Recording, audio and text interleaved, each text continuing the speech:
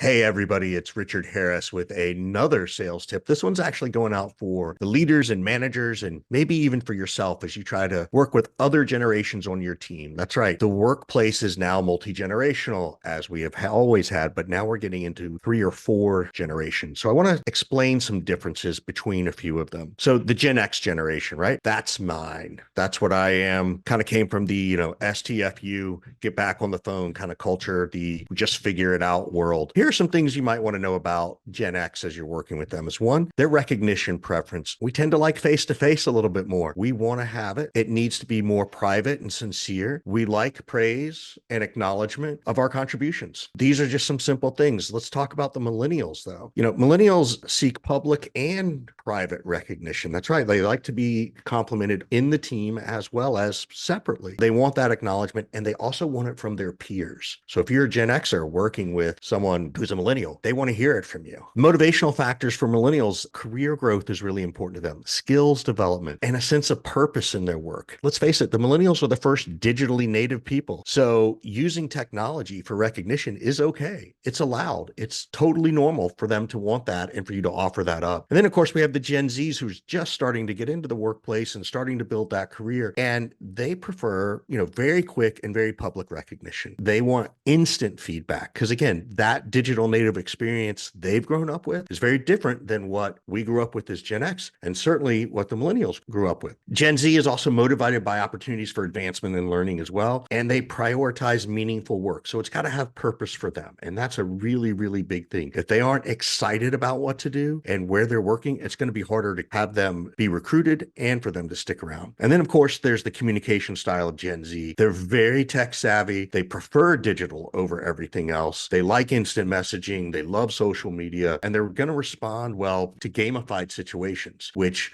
the Gen Xers kind of, we do it, we like it, but the millennials are a little bit more enthused by it. But the Gen Z, those are definitely the ones who are really going to enjoy the gamification of things. So there you have it. 3 different generations, some things you can do to work with when you are a part of a team, what you're looking for when you try to hire, and if you're actually a member of that generation and you're looking to see what your manager's like, do they understand these differences? Thanks again, and we'll see you soon.